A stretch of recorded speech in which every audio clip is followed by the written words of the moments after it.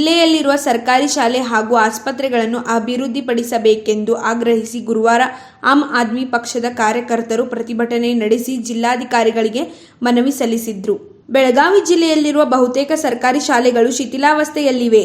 ಸಮರ್ಪಕವಾಗಿ ನಿರ್ವಹಣೆ ಮಾಡಬೇಕಿದ್ದ ಜಿಲ್ಲಾಡಳಿತ ವಿಫಲವಾಗಿದೆ. ಇನ್ನು ಸೂಪರ್ ಸ್ಪೆಷಾಲಿಟಿ ಆಸ್ಪತ್ರೆ ಕಟ್ಟಡ ನಿರ್ಮಾಣವಾಗಿ ವರ್ಷ ಕಳೆದರೂ ಅದು ಲೋಕಾರ್ಪಣೆಗೊಂಡಿಲ್ಲ ಎಂದು ಪ್ರತಿಭಟನಾಕಾರರು ದೂರಿದ್ದಾರೆ. ನಮ್ಮ ಕರ್ನಾಟಕ ಸರ್ಕಾರ ಸಿದ್ದರಾಮಯ್ಯ ಹೇಳ್ತಾರೋ ಇವತ್ತು 4 ಲಕ್ಷ ಕೋಟಿ ಬಜೆಟ್ ಮಾಡ್ತೇನೆ ಅಂತೇಳಿ ಒಂದು 400 ಕೋಟಿ ಖರ್ಚು ಮಾಡಿ ಗೌರ್ಮೆಂಟ್ ಶಾಲೆ ಹುಡುಗರು ಇದೇನು ನೆಲಕ್ಕೆ ಕುಂಡ್ರ ಪದ್ಧತಿ ಐತಿ 1ನೇತಿಂದ 4ನೇ ಮಠ ಅದು ಬಂದ್ ಮಾಡಿಸ್ಬೇಕು. ಮತ್ತು ಟೀಚರ್ಸ್ಗಳು ರಿಕ್ರೂಟ್ಮೆಂಟ್ ಮಾಡ್ಬೇಕು. 60ರಿಂದ 70,000 ಟೀಚರ್ಗಳು ಬರೀ ಗೆಸ್ಟ್ ಟೀಚರ್ಸ್ ಅದಾರ. ಗೆಸ್ಟ್ ಟೀಚರ್ ಏನು ಕಲಿಸ್ತಾರಪ್ಪ, ಅದಕ್ಕೆ ಅವ್ರನ್ನ ಕಂಪ್ಲೀಟ್ಲಿ ಪರ್ಮನೆಂಟ್ ಮಾಡಬೇಕು. ಹಾಗೂ ಗೌರ್ಮೆಂಟ್ ಶಾಲೆ ನೀವು ಉದ್ಧಾರ ಮಾಡಿರ್ತಂದ್ರೆ ಒಂದು ಸರ್ಕಾರಕ್ಕೆ ಭಾಳ ದೊಡ್ಡ ಫಾಯ್ದಾ ಆಕೈತಿ.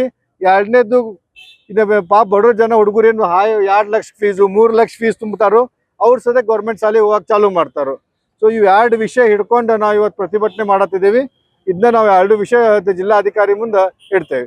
ಅನೀಸ್ ಸೌದಾಗರ್, ವಿಜಯ್ ಪಾಟೀಲ್, ಅಬ್ದುಲ್ ಖಾಸಿಂ, ಜಾಫರ್ ಮುಜಾವರ್, ಶಂಕರ್ ಪಾಟೀಲ್ ಸೇರಿದಂತೆ ಇನ್ನಿತರು ಉಪಸ್ಥಿತರಿದ್ದರು.